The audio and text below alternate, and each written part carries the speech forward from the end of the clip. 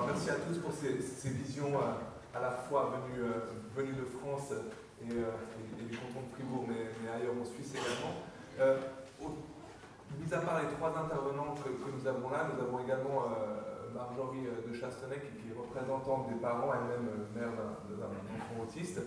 Et peut-être, avant de vraiment vous passer la parole, moi j'avais une question, parce qu'on parle de formation, on parle de manque en matière de formation.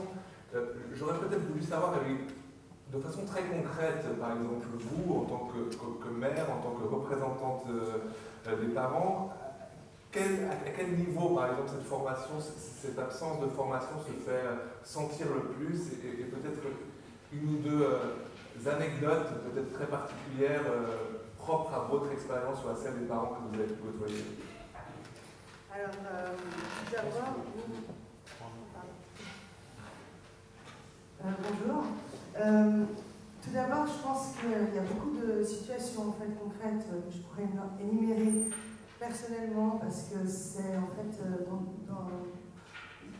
dans le quotidien, tous les jours, on a besoin d'accompagnants, hein, que ce soit dans le milieu scolaire ou dans le milieu social, des loisirs, ou bien parce qu'on va travailler et puis il faut garder notre enfant à domicile. Donc j'ai un grand nombre de situations concrètes. Juste hier soir, par exemple, j'ai appris par email que l'ergothérapeute qui est en charge de mon enfant, c'est une spécialiste qui est formée, mais voilà, on va à partir d'une année faire une autre formation. Donc ça, c'est un exemple concret sur la rupture, le changement qu'on rencontre au quotidien, par rapport à tout ce qu'on met en place, l'investissement qu'on essaye de donner, les réunions réseau, voilà, ça fait partie aussi de la vie. Mais c'est vrai que quand ça se multiplie au niveau du nombre d'intervenants et que ça devient un quotidien lourd, hein. Par exemple, un autre exemple, la personne en charge d'accompagner mon enfant à certaines thérapies ou dans son institution ou de le garder à la maison pour étudier avec lui, voilà, elle est en arrêt maladie. Qu'est-ce que je fais? Qui est-ce que j'appelle? Est-ce qu'il y a un pool d'accompagnants formés avec aussi une formation en soutien pédagogique? Est-ce que, voilà, en formation comportementale, en formation cognitive, c'est pas évident pour les parents de savoir à qui s'adresser et est-ce que vraiment il y a des personnes accompagnantes formées, spécialisées dans ces différents domaines-là. Et puis un dernier exemple, une situation personnelle qui est emblématique de nombreuses situations à Genève concernant l'école. C'est vrai que au niveau du public, c'est pas évident parce que au niveau de la formation des AIS, il n'y a pas encore vraiment de. C'est pas dans leur cahier des charges, donc on doit accompagner les enfants avec TSA actuellement en tout cas. Et donc du coup, nos enfants sont de fait exclus de cette intégration scolaire pour le moment. J'espère que ça va changer, il y a un espoir. Et voilà, donc l'offre dans le public n'est pas encore suffisante et adaptée. Et selon vous, où ce manque se témoigne-t-il le plus? À quel niveau? Est-ce que c'est au niveau de ces accompagnants, du professionnel de la santé, des étudiants? Selon vous et les associations de patients, il réside où ce manque? Ce manque, déjà au niveau de la formation, c'est pas d'où viennent ces personnes, quelle formation elles ont, quelle formation initiale elles ont, si elles sont psychologues, mais si elles sont spécialisées en autisme, si elles sont d'une autre formation, si elles ne sont absolument pas formées, mais de bonne volonté et prêtes à s'impliquer, ça peut aussi être des personnes extrêmement compétentes. Hein. Donc là, je pense que c'est intéressant de dire que voilà, on a beaucoup parlé de formation universitaire, mais voilà, après, ça, je pense que ça dépend aussi d'une volonté de s'impliquer et de comprendre la problématique de l'autisme qui est complexe. Et à ce moment-là, si on a cette volonté, je pense qu'on peut se spécialiser avec des modules universitaires, mais ce n'est pas forcément une question de compétences à ce niveau-là. Mais par contre, au niveau des parents, les choses ne sont absolument pas claires. En tout cas, moi, personnellement, et puis au travers de toutes les rencontres que j'ai faites, c'est vraiment, on se dit, mais comment est-ce que je vais faire demain s'il m'arrive quoi que ce soit au niveau de l'accompagnant? Donc on ne sait pas à qui s'adresser, on ne sait pas comment les personnes sont formées, et souvent on doit un petit peu les coacher nous-mêmes, donc nous-mêmes on s'est formés, voilà, c'est un peu un cercle vicieux. Donc c'est voilà, aussi pour ça que j'avais envie de discuter de ça aujourd'hui. Professeur Adrien, professeur Roger, quel est votre regard par rapport à la problématique suisse évoquée ici, à ce manque de formation? Est-ce que c'est similaire en France? Est-ce que finalement tout est pareil, ou est-ce qu'il y a des différences entre pays, entre régions? Pour moi, je pense qu'il y a beaucoup de similitudes. Nous, on a eu la chance d'avoir des politiques sont mobilisés sous l'influence des parents. Les parents ont un grand rôle à jouer, donc je vous encourage vraiment dans vos actions qui sont remarquables.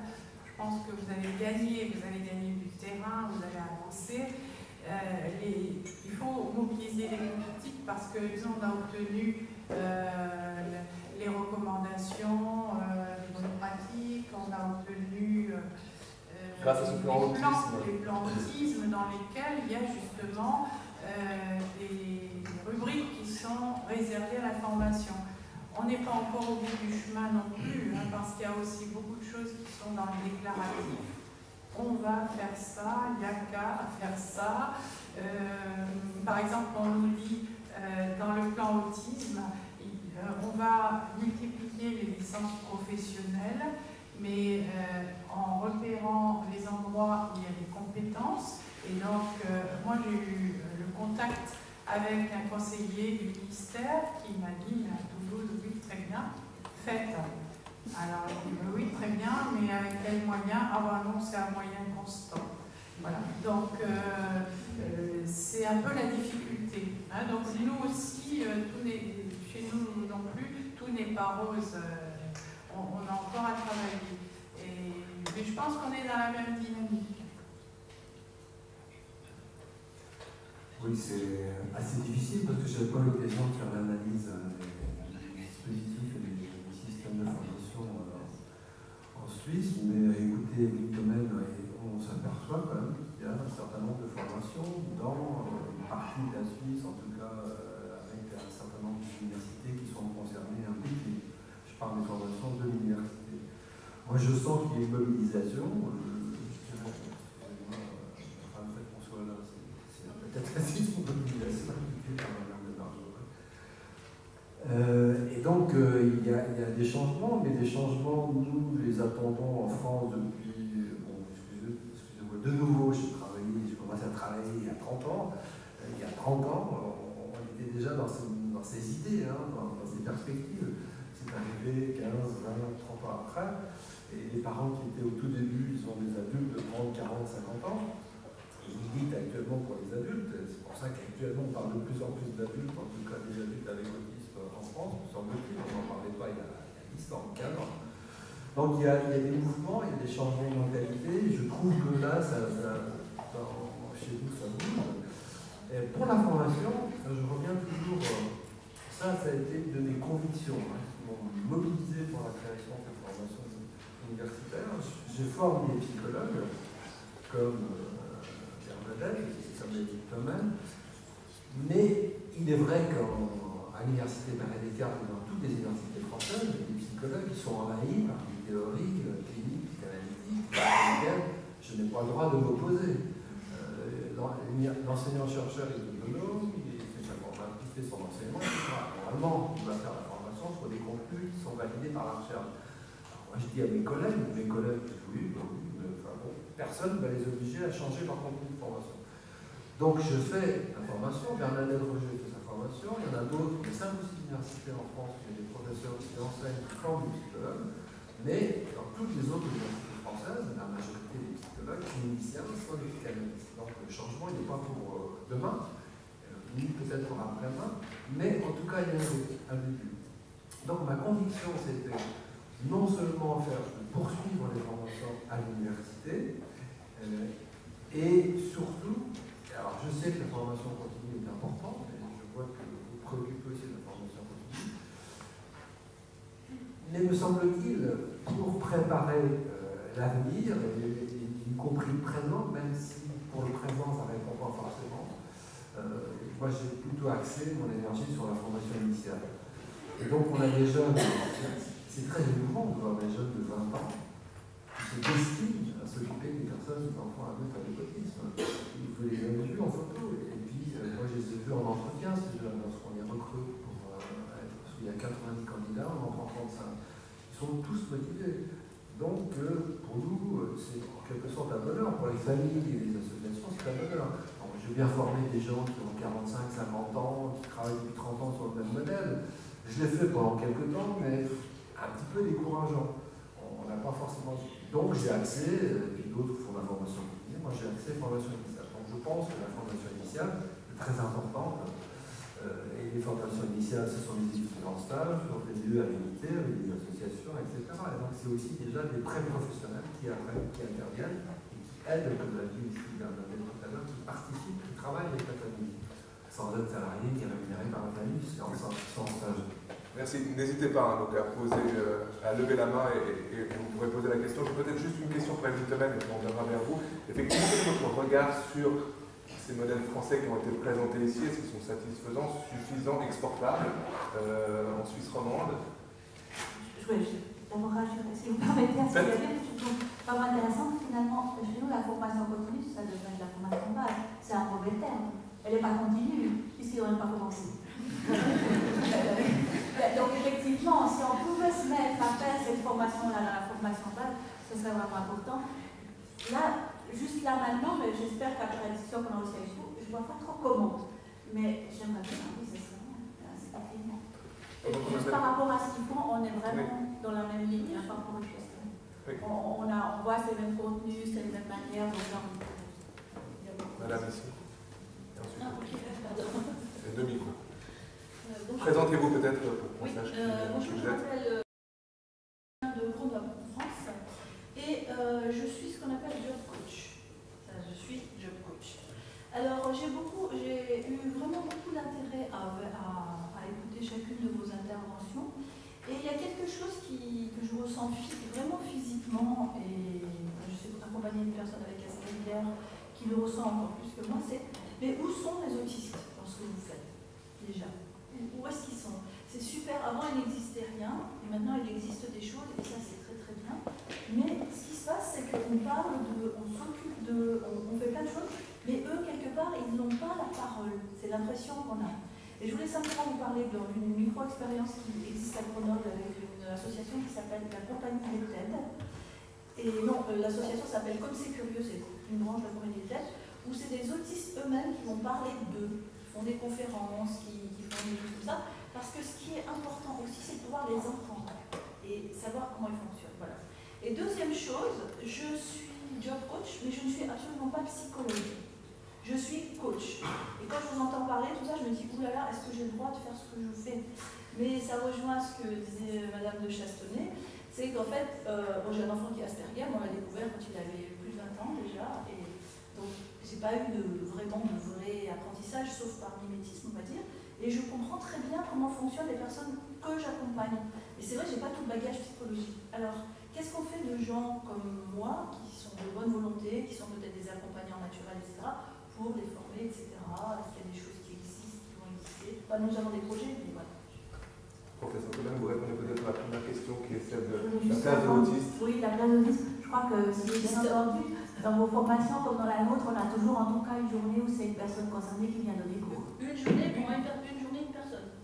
Parce qu'en fait, il y a au moins. Donc ils interviennent dans la formation comme formateurs, j'apprends aussi là. Oui, Alors bien sûr, après, il y a une autre chose, c'est quand on va leur. Et puis là, dans 15 jours, Joseph Chevalier vient quelques jours de formation, la formation continue de Autisme Romande.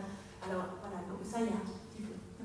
Maintenant, je ne sais pas, je poursuis juste par rapport aux personnes qui n'ont pas forcément la formation de base qui correspond, enfin vraiment la logique. Les formations continues, c'est d'être ouvertes à tout le monde. Et est-ce qu'on est obligé de se former à la psychologie? Pas du tout. C'est ça ma question. Non, je la pose surtout pas faire des organismes pendant 5 ans. Je la pose pour un oui, pour un non. C'est bien de faire un peu de psychologie. Et on n'est pas obligé d'aller à l'université. Maintenant, on a tout sur Internet, on peut se former, être autodidacte. Chacun est libre de travailler, de fonctionner comme il l'entend. On a créé une licence professionnelle dans le cadre universitaire pour les étudiants en formation initiale. Et on accueille des gens qui sont déjà en activité, enfin, pour ce qu'on appelle la formation continue. C'est-à-dire que ce n'est pas les étudiants en formation initiale, c'est les gens qui ont déjà un certain âge, qui ont avancé, qui ont travaillé, et qui viennent faire cette formation licence professionnelle, dont notamment plusieurs mamans. Et puis pour ce qui concerne les personnes Asperger, je poursuis la réponse. On a effectivement des personnes qui interviennent, mais non seulement les personnes, on a aussi des étudiants. Et la majeure de la première promotion, c'était une personne qui présente un syndrome d'Asperger. Et cette année, on a toujours un adulte Asperger qui est étudiant. Et l'année prochaine, on en aura un. Donc, ces personnes sont incluses dans le groupe. Elles ont des aménagements pédagogiques, parce qu'elles ne supportent pas les spots, le bruit, etc. Donc on organise un tutorat, mais elles participent au groupe, et elles témoignent de ce qu'elles sont, donc les étudiants sont là, ils s'entendent. Merci. C'est la même chose à Toulouse, il y a eu aussi majeur de promotion. Il y a eu une personne à syndrome d'Asperger, et puis on fait intervenir en conférence des personnes concernées. Et je voulais juste rapidement revenir sur ce que disait Evelyne sur le fait qu'au départ il y a des petits bouts de formation. Il y a déjà beaucoup de choses qui sont faites ici et qui sont très bien faites. Je voudrais rappeler que chez nous à Toulouse, et Brigitte est là, elle sait qu'elle est venue animer avec Gary Messibor les stages de formation pratique à Toulouse, au moment où effectivement on n'avait rien à l'université, on n'arrivait pas à faire notre entrée, à mettre en place des formations, et c'est comme ça qu'on a commencé. Donc je dirais que on est sur la bonne voie là. Professeur Alias. Peut-être Stéphane Alias, donc professeur à la faculté de médecine de Genève et directeur de l'office médico-pédagogique. Je trouve en fait que, en tout cas sur le plan des facultés de médecine, en Suisse, les choses ont beaucoup évolué, peut-être en 4 ou 5 ans. Et ce qui est intéressant, c'est que ce sont surtout les facultés où il y a eu des projets de recherche et des professeurs qui ont incarné ces recherches, qui ont été les plus prompts à introduire l'autisme dans l'enseignement, en fait pré-gradué et post-gradué. En Suisse, aujourd'hui, c'est Zurich, Bâle et Genève. Et en fait, à Genève, tous les étudiants en médecine ont un cours sur l'autisme, et puis la moitié à peu près d'entre eux, dans leur tournus, ont une rencontre avec des jeunes qui sont en situation d'autisme. Donc, les choses changent quand même assez vite. Et je trouve quand même intéressant de voir que le vecteur, vraiment, en Suisse en tout cas, du changement a été le financement de projets de recherche qui ont permis de développer les compétences, des doctorants qui se sont engagés, dont certains ont pu faire des maîtres d'enseignement de recherche, d'autres finalement des carrières académiques. Et peut-être, moi je rejoins l'importance pour les associations de familles de soutenir ça, parce que sur le plan de la politique, notamment du Fonds national de recherche, il n'y a pas forcément encore la conscience de l'importance de la recherche en autisme. Ça commence, mais pas peut-être encore avec l'intensité souhaitée. Donc, en tout cas, il me semble quand même que les choses ont vraiment, se sont accélérées, se sont vraiment beaucoup accélérées. Et il y a aussi une prise de conscience en Brian Canton-Vaud et de Lausanne, le fait qu'il y a maintenant un prof nommé en autisme va certainement amener dans le cursus des étudiants une sensibilisation, une formation, aussi un intérêt de spécialisation dans le cadre de la formation de psychothérapeute. Donc Marjorie de Chastonnay, les choses changent dans le bon sens, on l'a entendu aussi avec Evelyne Thomen. Que demandent vraiment les parents d'enfants autistes aujourd'hui, les associations de parents, que ça aille plus vite, que ça grandisse, que ça se centralise? Tant mieux si ça se passe comme ça dans la recherche, mais moi je me pose la question pourquoi ça ne se répercute pas sur le terrain. C'est-à-dire, je suis très contente que les choses avancent et je participe aussi à des recherches, voilà, pour faire avancer les choses. Mais c'est difficile après que ces formations ou ces aspects théoriques ou académiques se traduisent en application sur le terrain et puis il n'y a pas de service, on ne sait pas à qui s'adresser, des gens sont par-ci par-là, c'est assez classonné. Madame Domaine parlait de 52 diplômés, je trouve que le nombre est petit par rapport au nombre d'habitants. On dit même si c'est un bon départ et on va de toute façon se dire, mais personnellement en tant que parent, et je pense que c'est aussi ce que j'entends avec les autres parents, la demande, elle paraît tellement grande au niveau des parents, au niveau de l'accompagnement en général, à tous les âges, de la petite enfance jusqu'à l'âge adulte, et dans tous les milieux, donc ça me paraît tellement immense comme champ, c'était pour moi important de dire mais qu'est-ce qu'on va faire en matière de formation, et de discuter de ça. Donc tant mieux si ça avance au niveau de la recherche, on a pu voir dans le PowerPoint de Marie-Jeanne Chietto que c'était le centre, et j'espère que ça va se déployer plus largement, qu'on aura des répercussions sur le terrain. Parce qu'actuellement, sur le terrain, je me pose la question pourquoi on ne voit pas ça. Voilà. Est-ce que c'est dû à une forme d'inertie, que les choses commencent par cette recherche et après, malheureusement, il faut attendre et puis ça va venir? J'espère que ça va venir. C'est justement important pour ça. Dans les je pense qu'il y a un début, effectivement. Il y a une accélération peut-être, mais il faut aussi qu'on prenne le bon chemin, que le train ne déraille pas en route. Hein, donc, à cause de toutes ces contradictions, c'est important d'en discuter, je pense. Par rapport à ce que tu dis, je suis tout à fait d'accord. Moi, j'ai participé aux côtés des parents à cette guerre et à ce pied dans la fourmilière. C'est vrai que ça démange quelquefois, on a envie. Bon, nous, on a pu le faire. Alors, je connais mal la culture ici, donc je ne sais pas si c'est possible, mais en tout cas, je sais que si les parents veulent faire valoir leurs droits, ils peuvent se mobiliser et obtenir des choses. Et alors, je voulais revenir aussi sur les liens entre recherche et application pratique. J'ai un exemple où ça a été rapide et efficace. Lorsque j'ai voulu mettre en place mon programme de recherche sur le dépistage à l'âge de 2 ans, donc avec 2 techniques, le chat et le M-chat, pour croiser le regard des parents et le regard du professionnel, et bien pour mettre en œuvre ce programme de recherche, je n'avais pas d'autre moyen que de faire un module de formation sur les signes précoces de l'autisme et le dépistage de l'autisme.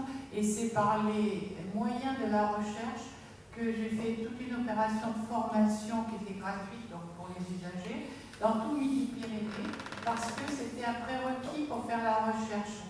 Et ça reste parce qu'on a formé tous les pédiatres de Midi-Pyrénées et c'est la région, le sud-ouest, hein, et on a formé aussi tous les professionnels de première ligne dans les crèches, la petite enfance. Et donc ça, c'est une opération qui a eu tout de suite une application pratique. Donc ça peut effectivement se faire. Réagir aussi par rapport à ça. Allez-y rapidement.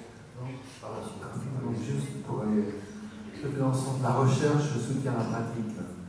Et en France, il y a certes les parents qui ont donné des coups de pied dans les fourmilières, mais il y avait aussi des enseignants-chercheurs universitaires. Et ça a donné lieu à une association regroupant les parents et les professionnels. Ça s'appelle l'Arabie. Et les parents tout seuls n'ont pas pu le faire, ils l'ont fait avec des professionnels qui étaient déjà dans cette mouvance de changement. Il y en a actuellement en Suisse, donc c'est peut-être aussi un moyen, une stratégie pour provoquer ces changements. Et puis, comme je le disais dans le projet, effectivement, la recherche favorise la pratique. Nous formons des étudiants qui font des recherches, qui sont sur le terrain, dans les établissements, il y a des réticences, des obstacles, mais ils produisent des modifications, des changements, des représentations différentes. Ils apportent des articles, ils apportent des documents. Ça participe aussi à la formation des personnes sur place. Et ça, c'est extrêmement important. Donc, pour la formation, il faut qu'il y ait la recherche. Et nous, à l'université, on ne peut valider un diplôme, une formation diplômante, que s'il y a là-dessous une recherche qui soit experte dans ce type de formation. Et ça, c'est tout à fait important. Je voulais juste intervenir par rapport à l'intervention de Lynn. Je vous remercie d'être présente ici. Peut-être pour reprendre la métaphore de la fourmilière, ici on n'a pas de fourmis, on a des pachydermes. Je peux me pied, mais ça n'a pas le même effet.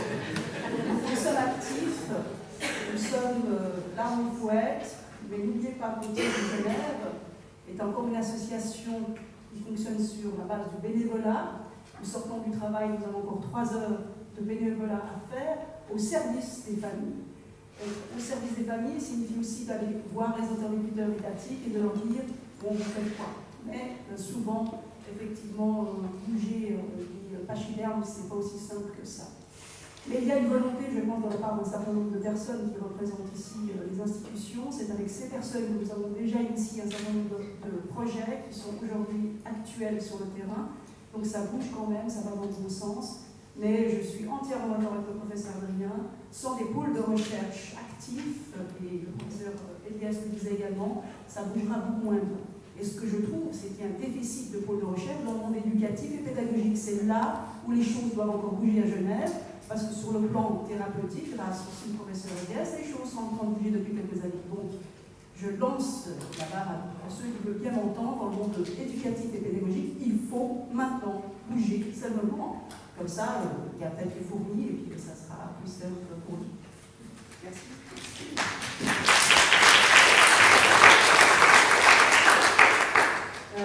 Tout à l'heure, tu parlais du système suisse, mais je ne pense pas que ce soit que une question de mentalité, mais aussi une question politique. Donc voilà, il y a on n'a pas le même fonctionnement étatique qu'en France, donc on est dans un système fédéral où l'éducation appartient au canton, même si tout ce qui est enseignement spécialisé avec des accords intercantonaux.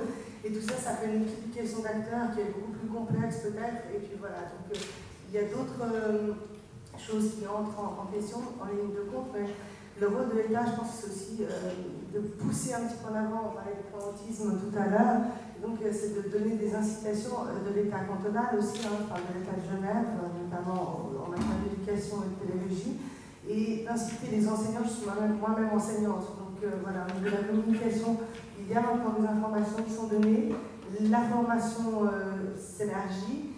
Ce qui manque encore, c'est les passerelles entre l'enseignement ordinaire et l'enseignement spécialisé. Voilà, mais les choses avancent et tant mieux, mais c'est vrai que si je me considère en tant que parent, je n'ai pas encore les répercussions directes. Le quotidien reste vraiment très difficile. Et encore, je me suis chanceuse dans le sens où je connais des gens qui connaissent telle personne, alors que les autres parents, voilà, devront se débrouiller ou je sais pas. Donc il y a un coût social, parce que ça fait absence au niveau du travail. Et puis, je voulais aussi dire que l'accompagnement à Genève, c'est quand même un produit de luxe. Donc, je trouve pas ça très juste, et ça concerne l'État. Ça ne devrait pas être un produit de luxe de pouvoir accompagner son enfant au centre aéré, en milieu scolaire. Bon, là, il y a encore les fondations qui sont venues ici aujourd'hui, donc je remercie. Mais voilà, dans des milieux culturels, parce qu'ils ont le droit aussi d'avoir accès à la culture, à la connaissance, à l'école. Et tout ça, évidemment, ça demande des budgets et il y a un coût financier. Donc voilà, c'est aussi une question d'argent et je pense qu'on peut aussi en parler ouvertement. Concrètement, on refaire les guerres du passé qui durent parfois encore dans le présent, mais quel est peut-être le prochain petit pas en direction d'une meilleure formation que vous souhaiteriez sur Genève? Est-ce que importer le modèle fribourgeois serait quelque chose d'intéressant? Et puis évidemment, on va venir... Il n'est pas fribourgeois, il est roman. Mais que celui-là fasse des petits, que Genève s'y consacre aussi, tout en sachant effectivement, puis on peut l'aborder, que c'est aussi un problème de financement, l'argent ne vient pas de nulle part. Juste pour dire qu'il y a autant de personnes venant de Genève, issues de certificats, et des enseignants qui viennent de Genève aussi. Donc c'est pas du tout un certificat fribourgeois. Non, mais à Fribourg. Oui. Mais devrait-il se multiplier? Est-ce qu'il devrait, lui, grandir? Parce qu'effectivement, nous avons un fonctionnement très fédératif. C'est difficile de donner des... Moi, j'ai une idée évidemment, mais j'ai pas envie de donner des préconisations comme ça parce que j'estime que j'ai pas ce droit-là. Par contre, je trouve que l'idée de la licence professionnelle, pas forcément de manière identique, comme vous disiez tout à l'heure, mais peut-être prendre des idées semblables, peuvent donner des inspirations parce qu'elle est assez complète au niveau de la formation initiale et je trouvais intéressant d'avoir une multiplicité des approches face justement aux différents conflits des approches qu'il peut y avoir parfois. Et concrètement où? À Genève? À Genève, oui évidemment, parce que nous on est à Genève, mais c'est vrai que le certificat de Fribourg permet d'avoir des professionnels formés, mais trop peu.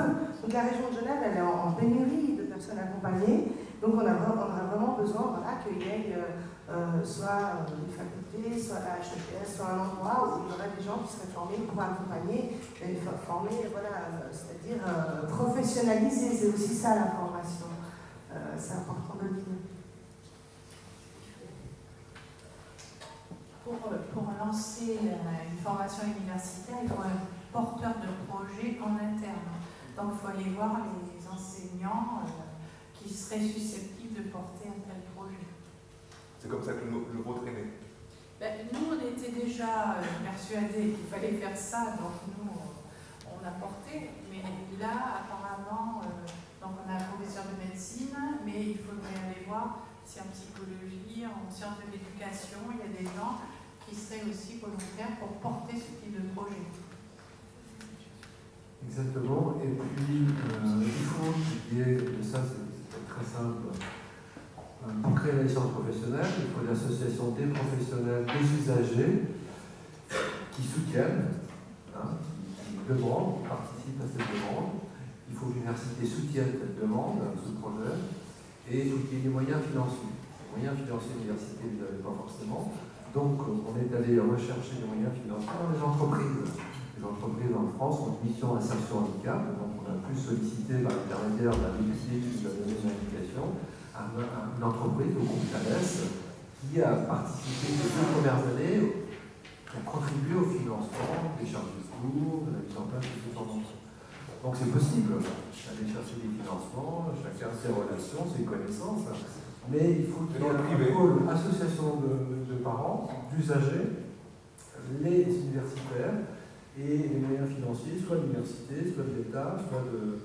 Ce que vous dites, c'est que le privé est indispensable, quand même. Ça donne beaucoup de poids, ça mobilise la société civile, comme on dit. C'est-à-dire que les entreprises sont intéressées, ça aurait pu être une autre institution, mais les entreprises sont intéressées d'avoir des accompagnants, des adultes, etc. Donc ils ont participé à cette formation, sont sensibilisés. Il y a également de plus en plus d'entreprises en France qui recherchent des personnes pour accompagner certaines adultes extérieurs qui sont en entreprise. Parce qu'ils ont des obligations légales différentes. Non. Il est recommandé d'avoir des appuis, et puis à ce moment-là, le ministère valide, il dit OK, effectivement, cette formation, on peut la valider, puisqu'il y a tous les éléments qui permettent de dire qu'elle répond à des besoins et qu'on est certain que cette formation va pouvoir se pérenniser. On est validé sur 5 ans. Maintenant, on a été renouvelé sur 5 ans, je crois, en 2018. En 2018, ils vont refaire l'évaluation. Et puis si ça ne marche pas, on n'existe plus. Mais on est toujours en réaménagement et en revalidation, donc ce n'est pas pérenne. Il y avait encore une question. Juste pour la faisabilité, j'ai l'impression que je ne vois pas comment on peut faire ça en Suisse avec les règlements d'études qui existent actuellement. Il n'y a pas du tout un système où on peut créer une licence universitaire comme il y a en France, où on peut faire des constructions de ce type-là. Je ne vois pas comment, à l'intérieur du bachelor, comme on les appelle en Suisse, on peut faire un bachelor en autisme, mais il n'y a pas d'espace pour ça. Donc, je pense que... Pourquoi il n'y a pas d'espace? Parce que les plans d'études ne sont pas organisés de cette façon, on a des spécialités qui se font au niveau de base. Après, oui, en master, ça on pourrait faire, pas le truc que je parlais, mais plutôt dans le cours des études. En plus, les disciplines, comme elles sont organisées, c'est très cloisonné. Donc, il faudrait faire quelque chose d'interdisciplinaire, mais ça veut dire innover, changer beaucoup de choses. La Suisse, vous savez, je ne sais pas. On va passer à... Je ne connais pas tous les règlements de toutes les universités. Brièvement, une réaction par rapport à ça, et je vois qu'il y a plusieurs questions dans la salle. Passez le micro au professeur rapidement.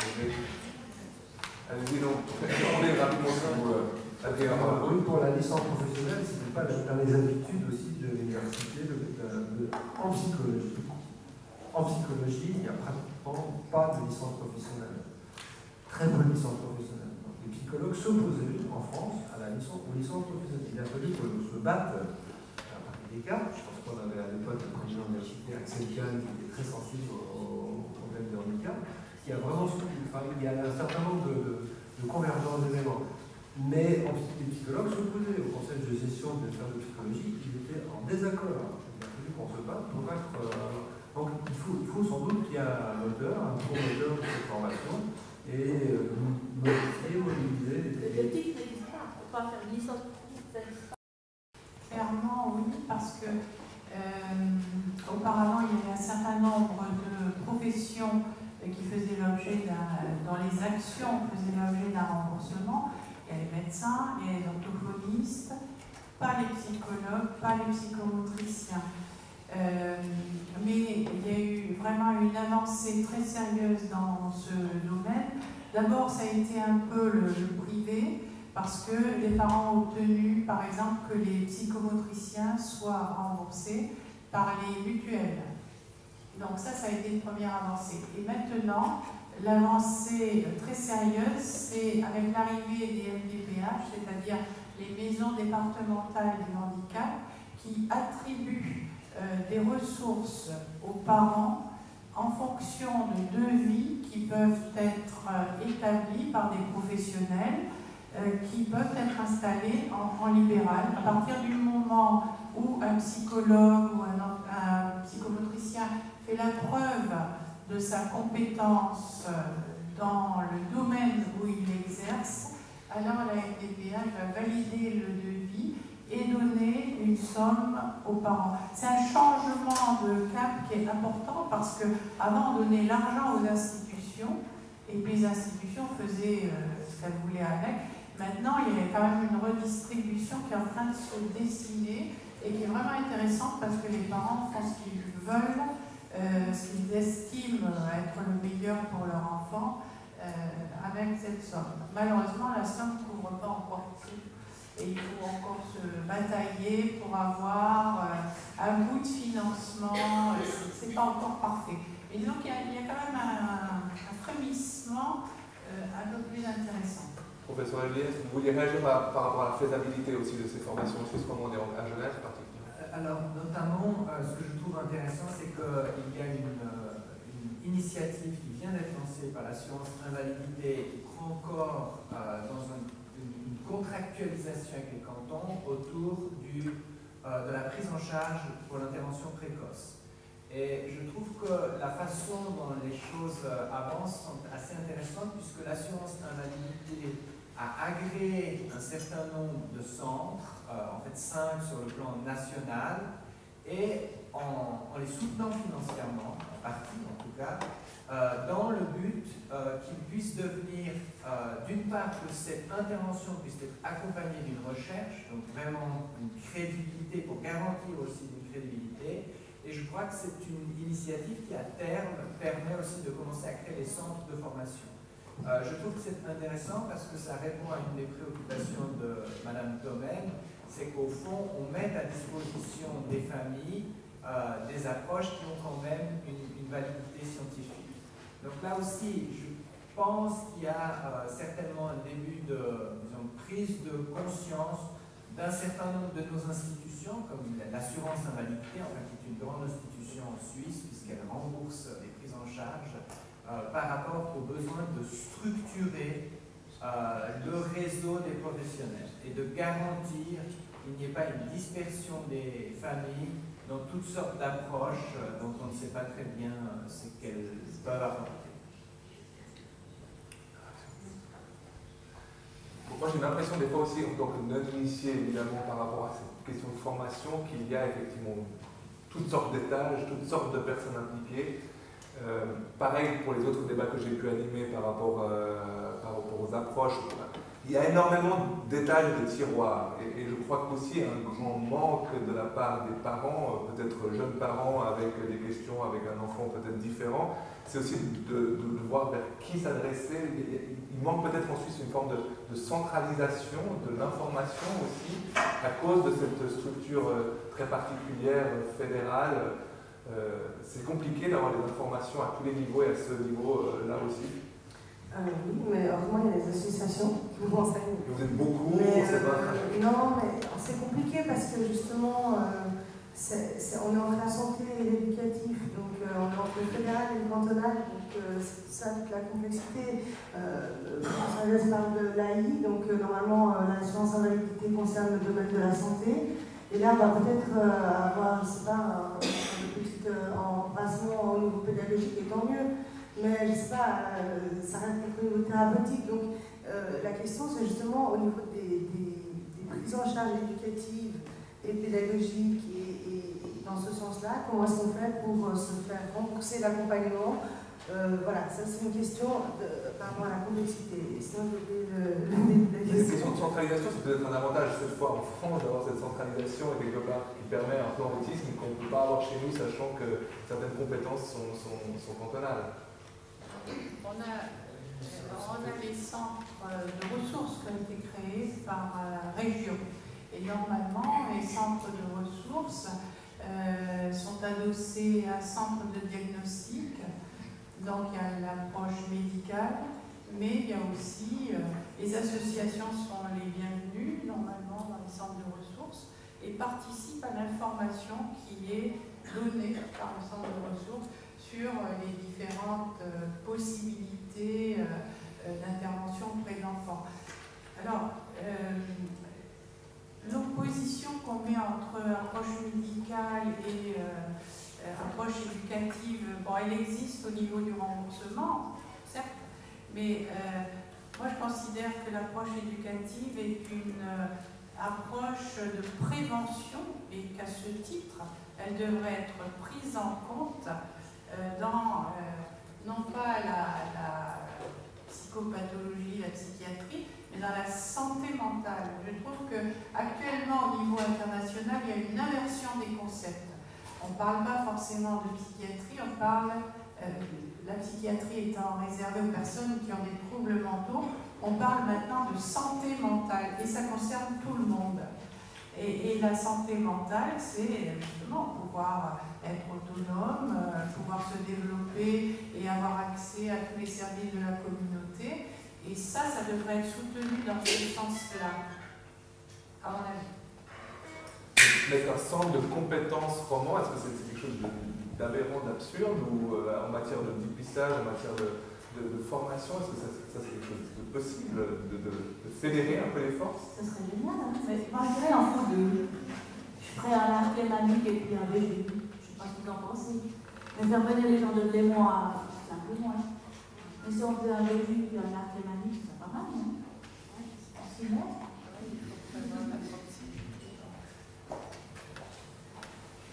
Et mon nom est Marc Nadas, je suis le père d'un jeune autiste de 14 ans ici à Genève.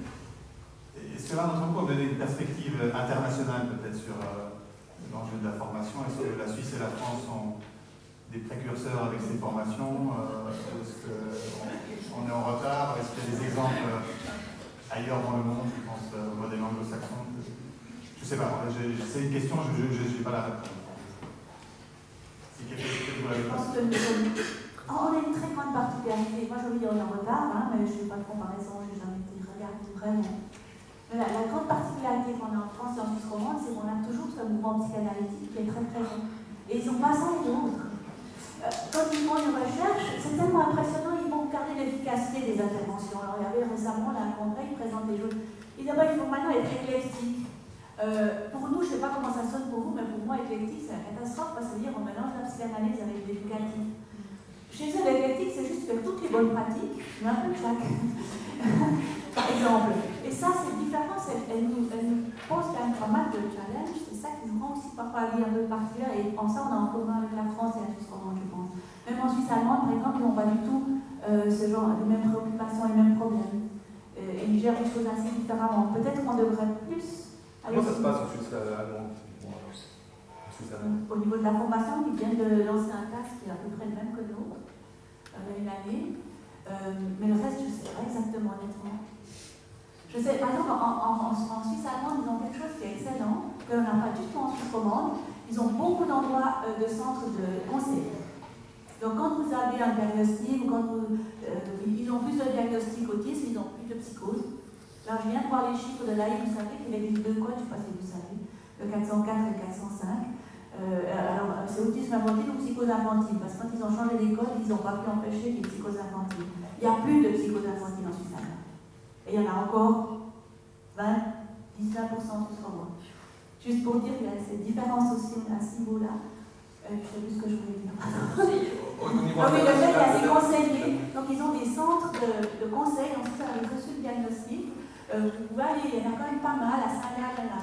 C'est vraiment le centre autisme, donc il s'appelle CDCRA, ça doit être un peu l'équivalent. Et ça, je pense que c'est quelque chose qu'il faudrait vraiment montrer qu'il va exister en Suisse romande, parce que en Suisse romande, qui c'est qui fait les conseils? C'est les associations de parents. Ce qui est quand même un petit peu un compte pour un État qui est censé apporter ce genre de choses lui-même. Professeur Roger, la place de la France et de la Suisse au niveau international? Alors, je pense qu'on est vraiment en retard tous. Moi, j'ai des contacts avec beaucoup de pays anglophones. Alors, d'une part, dans un programme COST, un programme européen, où effectivement, moi je constate que chez mes collègues, il y a le cursus initial dans lequel il y a toutes les approches scientifiquement validées, et puis à côté, il y a aussi la formation continue avec des modules plus spécialisés quand les gens veulent approfondir lorsqu'ils sont en cours de du travail déjà et qui ont envie de continuer à se spécialiser. Et j'ai aussi le modèle aux États-Unis. Moi, je travaille avec Sally Rogers qui est à Sacramento. Bon, il y a un cursus, ordinaire, je dirais, dans lequel on tient compte des informations validées scientifiquement. Et ça n'empêche pas qu'au Mind Institute, il y ait des modules d'approfondissement. Alors, nous, on est un peu au stade où il y a un décalage, vous l'avez vu, entre formation initiale, où il arrive que les gens apprennent des choses, et puis, après, on vient en formation continue, faire une sorte de rééducation. C'est-à-dire, il faut reprendre les choses à la base et dire, ben non, là, vous avez appris des choses qui sont plus d'actualité, et donc il faut reprendre à la base. Et donc je pense qu'on y sera dans les clous lorsqu'on aura un accord parfait entre les cursus initiaux qui respecteront les connaissances scientifiquement validées et puis la formation continue qui viendra pour un approfondissement. On est encore un peu loin de ça. Professeur Agnès, peut-être vous voulez réagir au monsieur d'abord? Bonjour, Jean-Louis Noël, je suis président de l'association qui s'appelle Baissez un peu le micro. Autisme Avenir 74. Et je pourrais répondre pour les structures en France, donc le guichet unique qui a été mis en place, qui s'appelle l'UDPH en chaque département, a permis comme effectivement de faire avancer les choses. Le seul problème, c'est de faire reconnaître que évidemment la prise en charge et les coûts, par exemple, des formations type ABA sont très très élevés et sont souvent à la charge des parents. Donc c'est vrai qu'il faut aussi non seulement fournir des preuves, effectivement, des factures, des éléments en fait, on va dire chiffrés pour que les parents puissent se faire indemniser. Ça, c'est pas évident. Et puis aussi, je voudrais rebondir un petit peu, on a parlé de formation, on a oublié un petit peu le monde du travail, entre autres les ex-CRT qui s'appellent les AD maintenant en France, qui manquent de formation de connaissance de ce handicap. Et en France, on a plusieurs tutelles. Donc c'est vrai qu'il y a le milieu du travail, le ministère du travail, l'éducation et aussi le médico-social avec les ARS et c'est vrai que la collaboration et les interactions entre ces différents ministères, différentes tutelles posent problème. Un seul exemple, par exemple, une personne adulte avec autisme, beaucoup de mal aujourd'hui à travailler à temps partiel, entre autres en Haute-Savoie, il n'y a aucune personne autiste qui peut travailler à temps partiel en ESAT. Donc ça pose des soucis parce qu'il y a la notion de fatigabilité, l'adaptation, il y a beaucoup de contraintes du travail qui sont difficilement conciliables avec le handicap de l'autisme. Merci. Professeur Elias, c'est ce nerf de la guerre qui revient quand même à chaque fois de façon sous-jacente, le financement évidemment de ces formations-là. Est-ce que ça c'est quelque chose de... Est-ce qu'il y a de l'argent pour ça aujourd'hui sur Genève pour multiplier ces centres? Alors je crois qu'il y a des initiatives privées qui partent assez fort et qui essayent vraiment de se donner les moyens de créer quelque chose. Et puis il y a aussi des projets de recherche qui vont démarrer vraiment de façon importante sur l'art lémanique à partir du mois d'octobre de cette année. Donc ça c'est plutôt des bonnes nouvelles. Moi, ce qui me frappe, enfin, on a parlé du niveau suisse, c'est que j'ai l'impression que dans certains cantons suisses alémaniques, il y a notamment du fait de la RPT, donc cette séparation au niveau de la confédération par le passage de l'école spéciale, du financement de l'école spéciale de l'AI au canton, a augmenté le clivage entre la pédagogie et le monde du soin. Et ça, je crois que c'est un problème parce que finalement, ça laisse les familles au milieu et c'est ensuite à elles de faire le lien entre le monde de l'éducatif et le monde du soin. Et ça, c'est un problème qui, sur le plan national, est loin d'être résolu. Il est beaucoup plus fort dans certains cantons suisses alémaniques.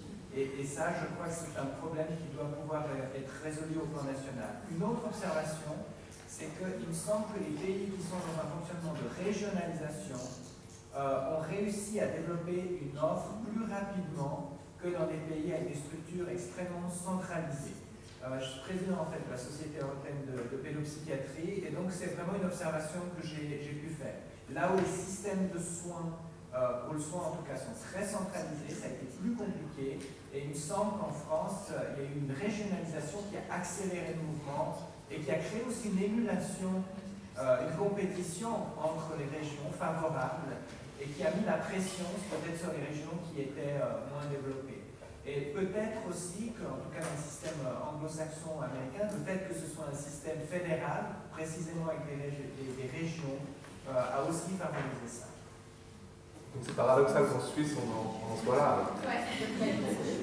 La difficulté, je pense que la Suisse doit vraiment trouver une solution au clivage qui a été créé par le monde, entre le monde pédagogique et le monde thérapeutique, du fait du passage de la charge de la pédagogie spécialisée au canton.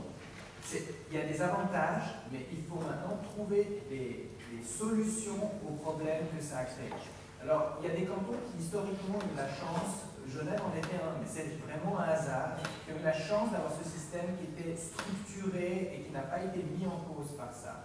Mais d'autres cantons, comme le canton de Vaud par exemple, je pense, souffrent de ça, avec notamment la problématique pour les situations particulièrement sévères, d'autisme particulièrement sévère. Ce sont des enfants, des ados surtout, qui rebondissent entre le système de la pédagogie et le système du soin, jusqu'à ce qu'à un moment donné, ils restent entre deux, et souvent ils restent du coup à domicile, ce qui est un immense problème. Et ça, je crois que c'est un problème qu'il va falloir vraiment embrasser au niveau national par des recommandations, notamment de la Confédération au canton.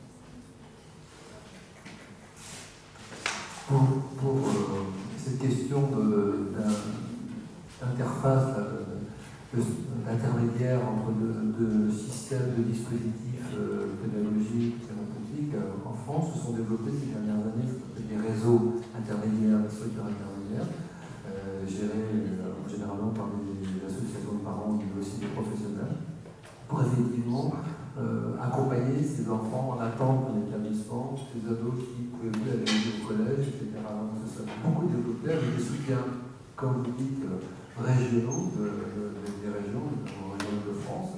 Et donc ça fonctionne très très bien et ça répond à des besoins et ça permet à ces enfants, ces adolescents, adultes même aussi, et à leurs familles de pouvoir vivre correctement durant un certain temps en attendant une structure ou après la sortie d'une structure où ça ne marchait plus très bien. Donc ça c'est encore une fois des systèmes qui sont financés par la région et qui dont les accompagnements sont assurés par des étudiants, des diplômés qui sont formés, mais aussi des psychologues, des médecins, des professionnels qui se regroupent et qui travaillent ensemble. Donc ce n'est pas simplement pédagogique, c'est des regroupements de professionnels de différentes issues de différents ministères, de l'éducation nationale, de santé. Il reste encore une question d'ici, madame, et nous allons petit à petit conclure. Une dernière question. Je serais rapide, je m'appelle Nathalie Tonnerre, je viens du Valais, et je voulais rebondir sur ce que disait monsieur, parce que en fait j'étais à Genève jusqu'à 3 ans et je me suis retournée en Valais où je suis originaire. Et là-bas, le réseau en fait, dont il parle, entre la pédagogie, le côté éducatif de l'école publique, et le côté donc, institutionnel, et le côté thérapeutique, il y a des intervenants qui sont en train de se mettre en place, de se mobiliser. Alors c'est vrai qu'au départ, je pensais que c'était important, parce que je suis partie de là-bas, qui était un petit peu, comme on pense que Valais c'est un cliché, mais c'est vrai qu'avec des parents, parce que je suis maman d'un Asperger, il vient d'être diagnostiqué, il a 14 ans, il est en milieu scolaire tout à fait normal, parce qu'il est brillant, il a toutes les difficultés que cela requiert, et c'est vrai qu'au fait, en trouvant les bons intervenants, par contre, c'est vrai que c'est un travail de parents, parce que c'est à nous de faire. Souvent, je m'excuse, je suis un peu nulle, mais souvent, j'entends beaucoup de mamans autour de moi qui n'ont pas cette énergie que j'ai peut-être, que je mets en place pour que quelque chose bouge et quelque chose se passe.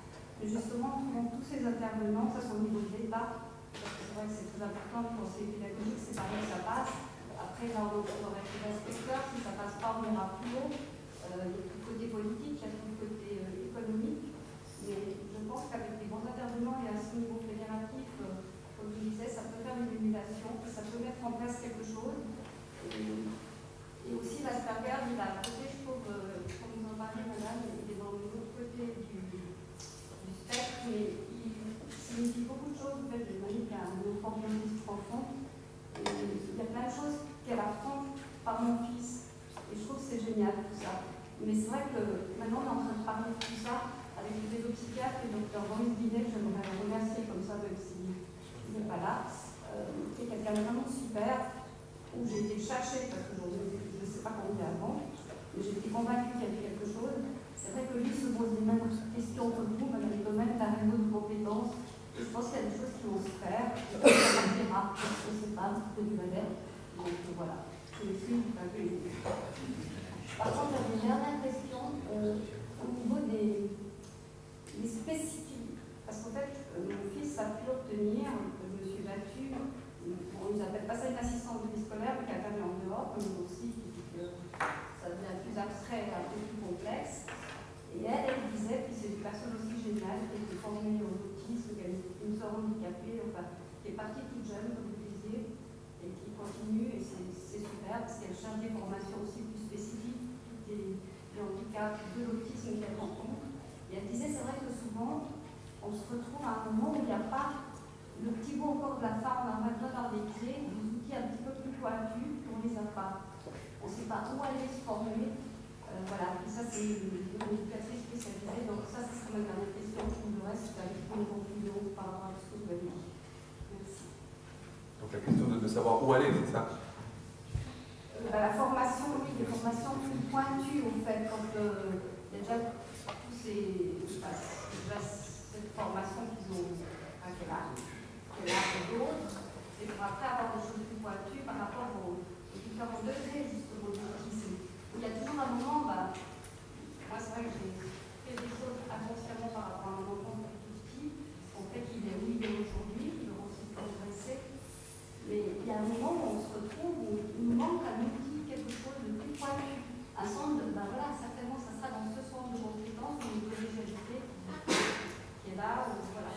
Une rapide réaction de vous, professeur Thoman, et ensuite il y a, on va prendre une toute dernière question après ici, puis après le demande. Il y a juste deux choses que vous dites me faire réfléchir sur la question des réseaux et de la diffusion de l'information, enfin de savoir qui est où. Et il y a peut-être un projet qu'on pourrait avoir peut-être plus court terme, c'est effectivement de faire en sorte qu'on sache où aller sonner pour avoir l'information. Pour les professionnels, pour les parents, manifestement, elles existent, ces informations, mais les gens ne savent pas qu'elles existent. Donc il y a peut-être quelque chose à faire là de réseauter un peu mieux. Et qu'effectivement, les valaisans puissent poser des questions, avoir une voix qui a le truc qui fallait, qui manquait, etc. Et puis l'autre chose qui me semble aussi qu'il faudrait peut-être, c'est aussi le réseau.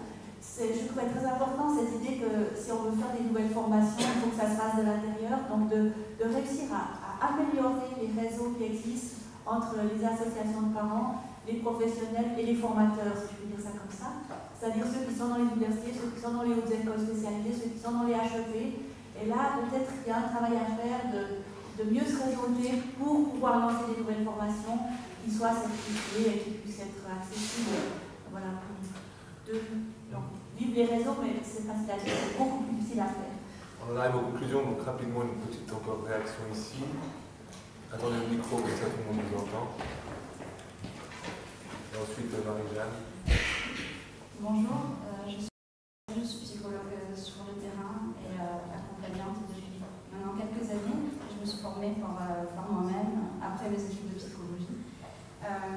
Ma question concernait l'identité de ce métier dont on est en train de parler. J'ai travaillé à Paris, puis je fais mes premiers pas à Genève et je vois que le même problème, en fait, la même question se pose concernant cette identité. Quid de l'accompagnant? Alors il y a des AVS, des auxiliaires de vie scolaire, il y a des accompagnants, la distinction n'est pas claire, ni pour les parents, ni pour les professionnels. Évidemment, qui est une licence professionnelle, qui est un master, qui est de la formation continue, paraît juste couler sous le sens et répond à un réel besoin, ça c'est clair.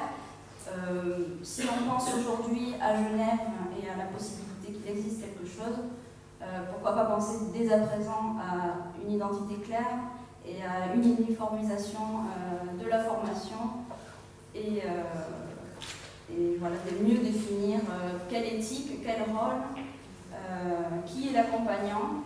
je pense que c'est nécessaire à la fois pour les parents et pour les professionnels qui s'y retrouveront mieux et qui sauront vers quoi ils vont en allant vers ce métier. Oui, une très bonne question. C'est la question importante qui est posée par les diplômés.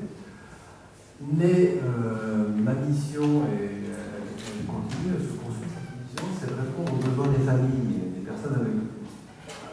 Quand je suis allé voir le secrétariat, Patrick Coué, le secrétariat personnes handicapées, il m'a dit écoutez, monsieur, on a créé votre formation pour le statut, ça prendra 6-7 ans. Mais créé cette formation.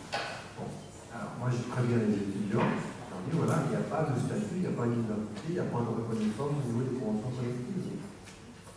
Mais les personnes peuvent travailler sur les statuts actuels. Je disais tout à l'heure éducateur spécialisé, quelques-uns moniteurs éducateurs ne sont pas très contents parce que ce n'est pas leur niveau de qualification.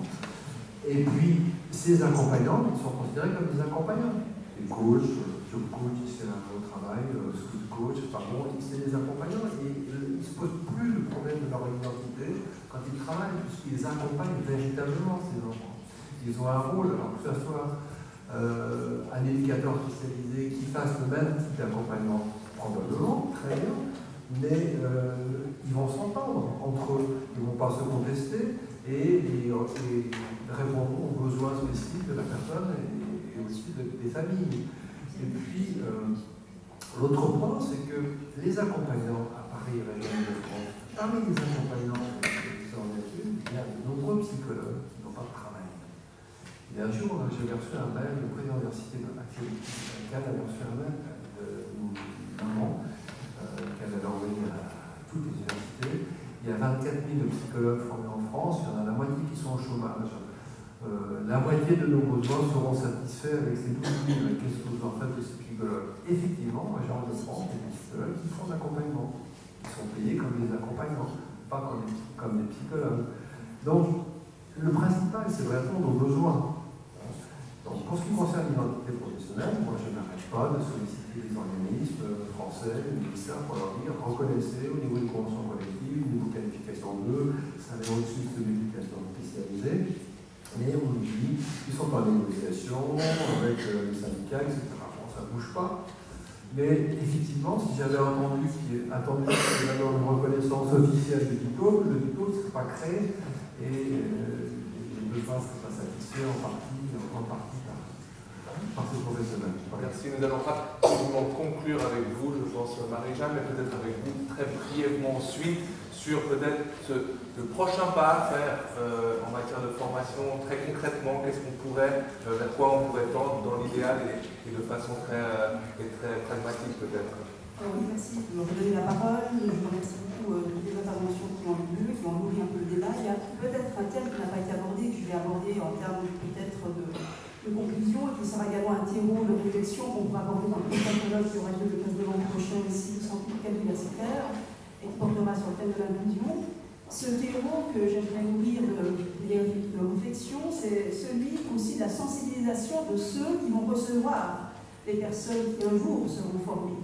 Parce que vous pouvez avoir tous les professionnels les plus avertis au monde et avec la meilleure volonté possible, lorsqu'elles arrivent sur le terrain et que sur le terrain vous avez des personnes qui ne sont pas informées ou sensibilisées à la question du trouble du spectre autistique, et bien ces personnes formées vont souvent se casser les dents, se démotiver ou tout simplement être complètement anéanties par les remarques qu'elles vont recevoir de la part de collègues en réalité. Je pense notamment à la thématique de l'inclusion scolaire, ici on parle encore d'intégration, où si les enseignants de l'ordinaire ne sont pas sensibilisés au courant de ce qu'est un enfant avec un trouble du spectre autistique, eh bien c'est souvent très difficile pour les intervenants, un temps soit peu formés, de pouvoir faire passer le message. Et je pense qu'on peut reproduire la même réflexion pour le monde des adultes, pour les personnes qui sont accueillies dans des entreprises, nous sommes les rares personnes qui sont accueillies dans les entreprises, où il y a tout un travail au niveau de réflexion à faire, de sensibilisation dans le monde professionnel. Alors ce sera le thème de la prochaine rencontre, mais je pense que Marjorie de Chastenet va vous en parler aussi en guise de conclusion. Merci. Et en guise de conclusion, peut-être rapidement, on a encore 5-10 minutes pour conclure, monsieur professeur Adrien, est-ce que, voilà, par rapport à ce qui a été dit, par rapport à tout ce qui a été dit ce matin, un petit mot de conclusion et peut-être cette vision à court terme du futur en matière de formation au niveau de l'autisme.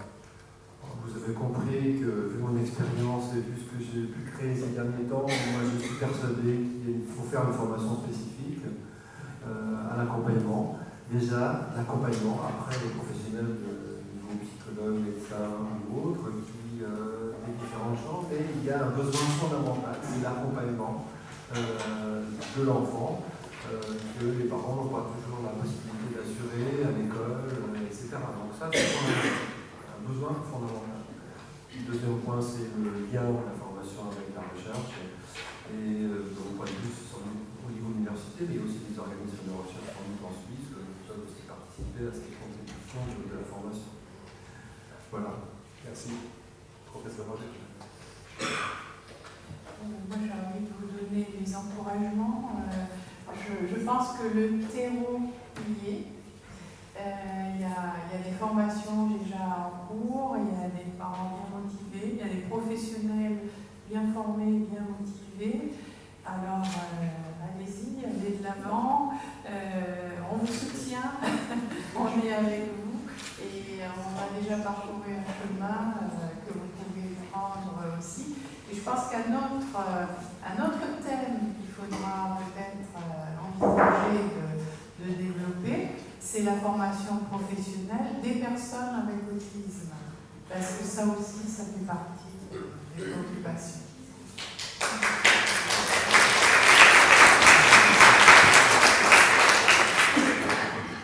Peut-être pour conclure aussi, ou pour suggérer, vous avez ici devant vous 3 porteurs de projets qui ont fait des choses, chacun dans son coin, chacun à sa façon, avec la recherche, l'enseignement et des formations.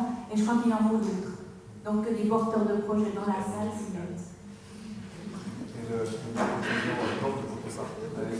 Alors, représentant des parents et voilà.